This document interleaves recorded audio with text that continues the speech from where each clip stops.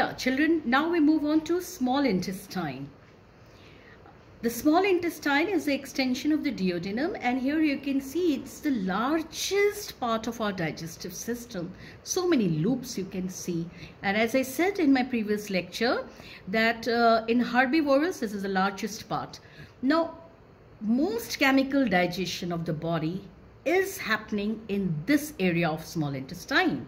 Simple sugars and proteins are absorbed into the inner lining of the small intestine.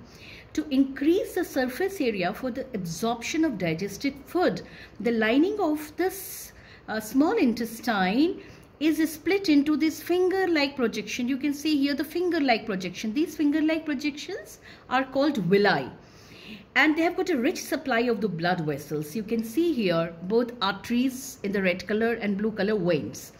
Fatty acids and glycerol go to the lymphatic system, and the other things goes directly into the blood, and from here the digested food moves to the different cells and tissues of the body for repair and making of the process of tissues and cells, etc. Now, this small intestine contains glands which secrete intestinal juices. Here you can see, children, that's a slide, a better view of this. Duodenum, the topmost part of it is called jejunum. Then we have got all these are the ascending and descending colons. The bowel consists of a small and the large intestine. We have got this small thing as a large intestine, a small intestine के junction पे we have got this finger-like structure called appendix. And this is ileum, the longest part of the small intestine. And the chemical digestion is happening, as I said, in this structure. Now, this is the structure of the small intestine. I was talking about something about the intestinal juices here.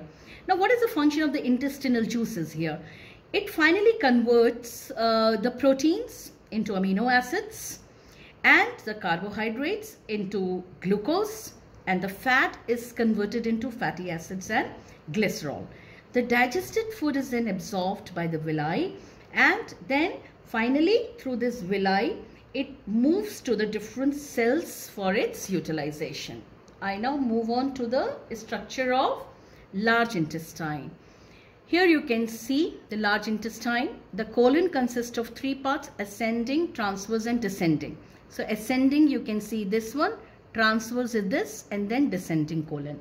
Now, large intestine का basic function क्या होता है?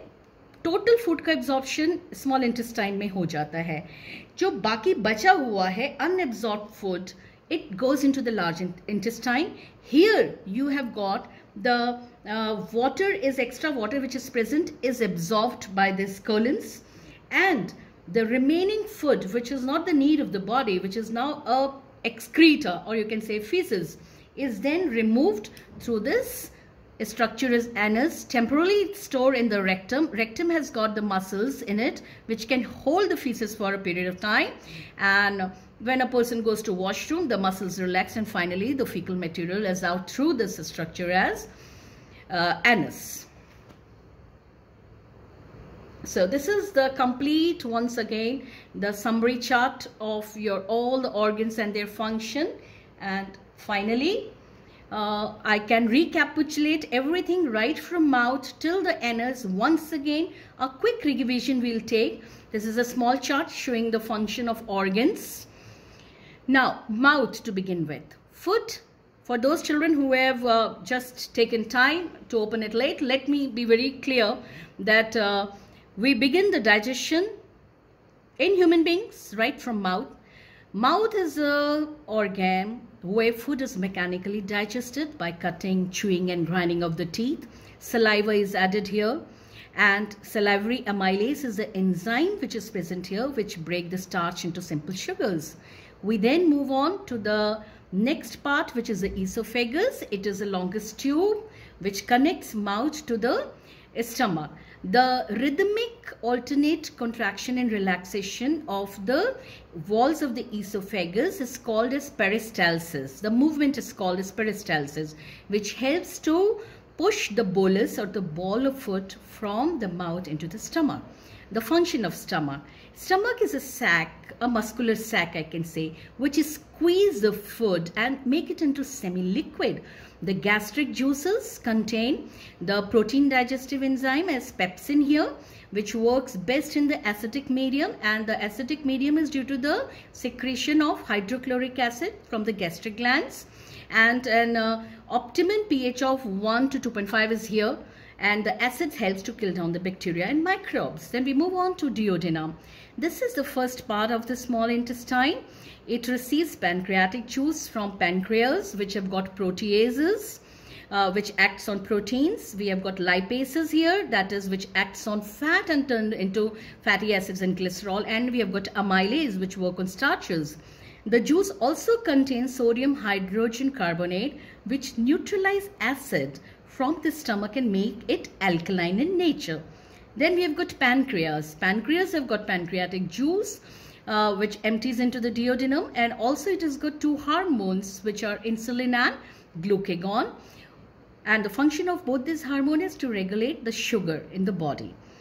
We have got liver. These are this is not a part of digestive organ, but these are the glands, pancreas and liver.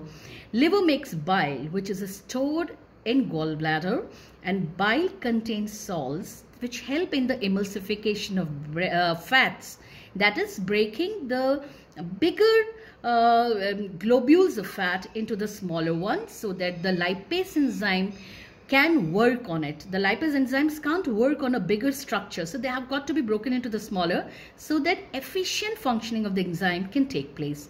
The digested food is then assimilated here only, and glucose is stored as glycogen in liver. In plants it is stored in leaves, the starch, and in human beings it is stored as glycogen in liver. And surplus amino acids, which are as a result of the protein digestion, end products of protein digestions are amino acids. They are finally deaminated. Then we have got ileum. This is a part of small intestine and is the second part of the small intestine after duodenum. And the enzymes which are present once again are the lactose and peptides. Protein digestion is still happening here, and lactose. Now its surface area is increased, as I said in my previous lecture short while ago, that the villi are the finger-like structure present on the wall of a small intestine, which increase the surface area for the absorption of digested food molecules. And finally we have got rectum, which stores the feces, which is undigested food, and which is egested out from rectum. And the rectum happens to be a temporary storage place of the undigested food, and from here only extra water is removed from the large intestine, and it turns into semi-solid like structure. And finally it is the anus, which is it has muscles to control when feces is egested from the body. With this we come to an end of our digestive system, children. I hope you understood.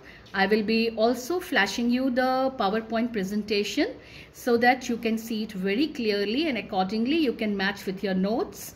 Thank you for a patient listening. Stay safe, stay at home, and stay healthy. God bless you, children.